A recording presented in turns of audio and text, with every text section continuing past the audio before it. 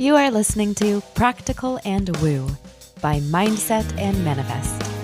My name is Eden, and I invite you to embark on a journey with me to explore the practical and spiritual edges of the unknown for the purpose of allowing you to embody and empower yourself uniquely as you are, and to intentionally create and live a life of freedom and fulfillment. Each week, I'm going to discuss topics such as energetics, reality creation, manifestation, astrology, tarot, human design, and more to help empower you to live beyond perceived limitations and to practically design your life so it feels like absolute magic every step of the way. Let's dive in. Well, hello, curious soul. We are back for another tarot series episode. I do have to say that this exploration unfolding over time has been so exciting for me, and I hope for you too, to dive deep into the hidden and often cryptic encoded messages within tarot, its iconography, and its history.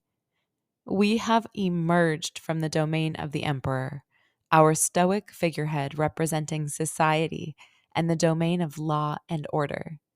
We are now coming to find ourselves at the temple of the Hierophant, card 5 in the major arcana.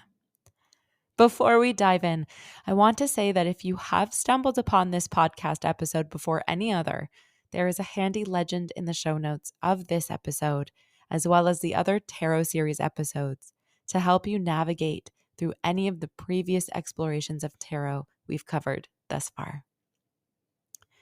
The Hierophant is seated upon yet another throne. Including this card, the last 4 major arcana we have investigated have depicted figures seated upon thrones. If you think about it, this makes sense because while the fool leapt off the cliff to its destiny and the magician stood in his power of his creative potential, each of the high priestess, empress, emperor, and now Hierophant are emblematic of a specific domain in which the figures are seated guarding, dutifully holding the shape and space of the messages inherent within them as an archetype.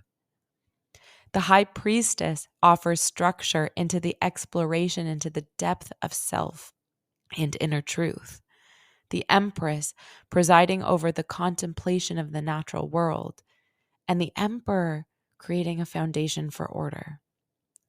So what about the Hierophant?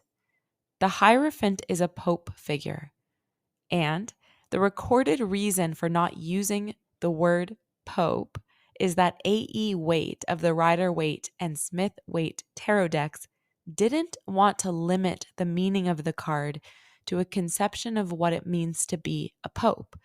And so, instead, he chose a term that comes from the Greek Eleusinian mysteries to offer this mystical flexibility of being able to assess and envision the card's expansive meaning.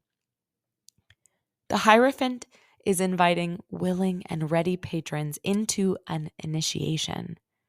What kind of initiation is dependent upon the heart, intentions, and destiny of the acolyte. It is my personal perspective that spirituality and personal power is an inner journey that is unique to every single participant.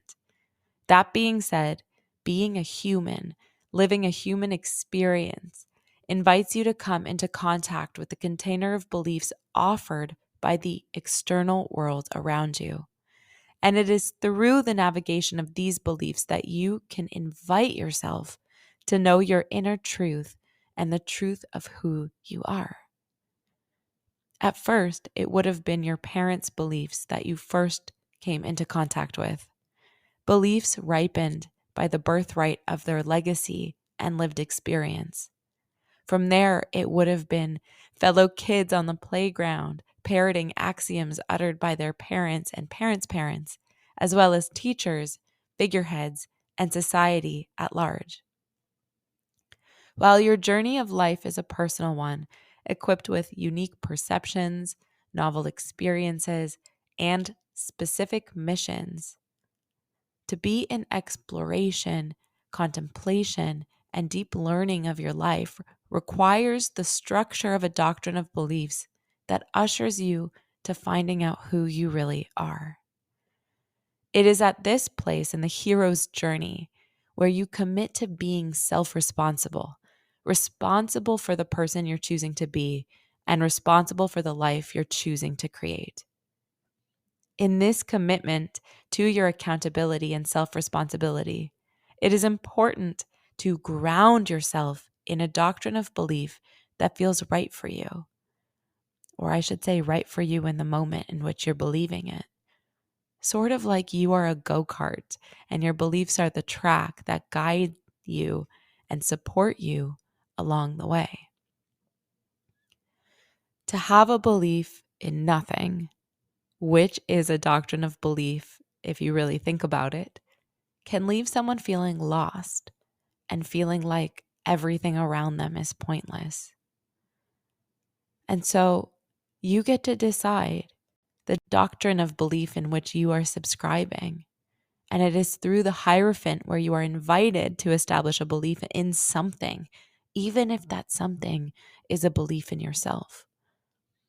Later in the tarot series, we will meet a figure who invites the deep contemplation of those beliefs, which is an incredible skill to develop when it comes to creating your reality. That being said, every journey needs a point from which it starts.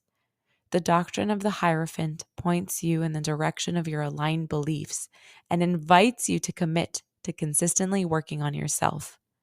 In other words, the Hierophant, as an archetype, offers you the gift of a tradition in which you can grow roots, believing in something and standing for something as part of a greater whole.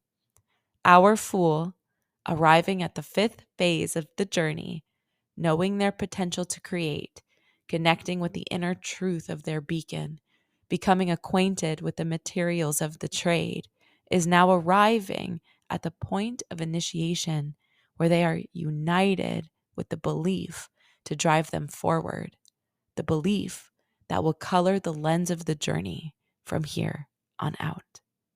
Until next time.